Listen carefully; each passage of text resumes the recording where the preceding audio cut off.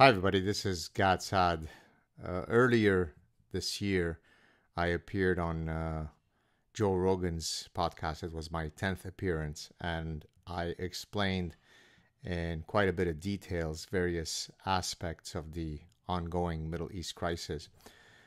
At one point, I discussed the meaning of asymmetric lives lost and whether that is the relevant currency when judging the morality of the war. Let me explain it again because I think some people are having a hard time understanding it. Let's suppose that you have the following two crimes. One person commits involuntary manslaughter, vehicular manslaughter, and they kill 4 people. So there are 4 people dead. Another person takes out an insurance policy on their spouse, hires a hitman to kill that person. So it's premeditated murder with pecuniary needs or pecuniary pursuits, meaning trying to kill for money. And it turns out, though, that the hitman is a undercover police officer, and therefore the plan that was hatched doesn't end up coming to fruition. So in one case, you have 4 people killed. In the other case, you have 0 people killed. And yet, in the latter case, that person is likely to receive a much more severe sentence, despite the fact that 4 is greater than 0. You follow? Because there is this thing called intent, right? In one case, it was involuntary manslaughter. In the other case, it was premeditated murder with pecuniary goals, and therefore, even though no one was killed, it's a greater crime. It's a more immoral crime. It's a greater criminal infraction. So now when it comes to Israel versus the Palestinians, the fact that the Israelis end up killing more Palestinians when they retaliate doesn't in any way, no human being that has 3 neurons firing in their brains would say that that's the currency that matters, right?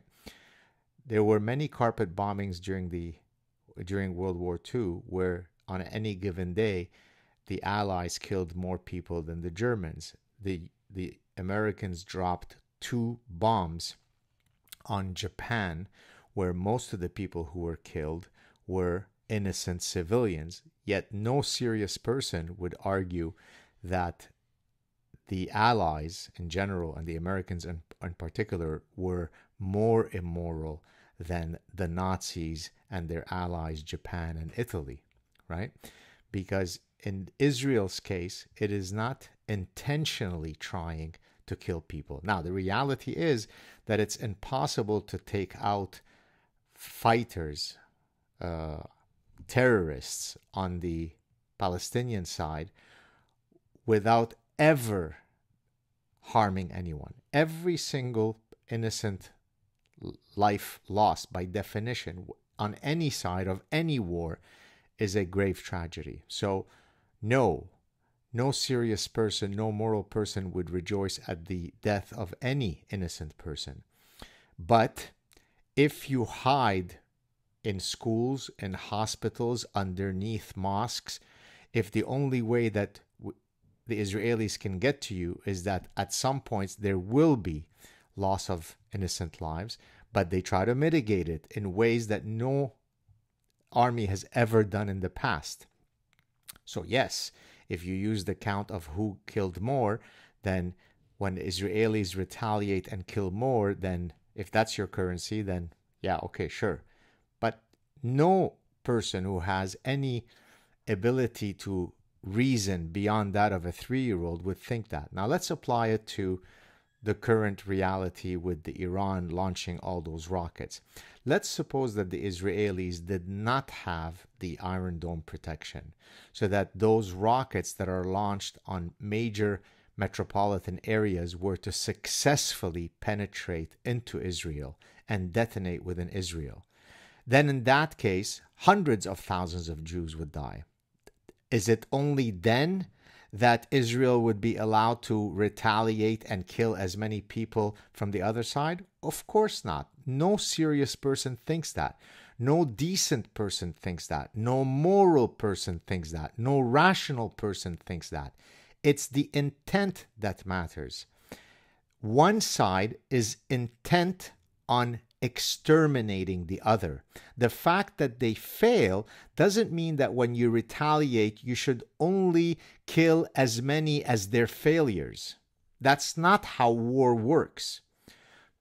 Did you follow that? Or should I say it in Arabic? Or would you prefer that I say it in Hebrew for you? Or do you want me to say it en français? Do you get it? It's intent that matters. Hamas's charter states that their fundamental intent is to eradicate Jews. The fact that they were only able to kill, butcher, decapitate, rape 1,200 doesn't mean that Israel has the equal moral right to only kill, rape, and maim 1,200, but once they get to 1,201, it becomes too much.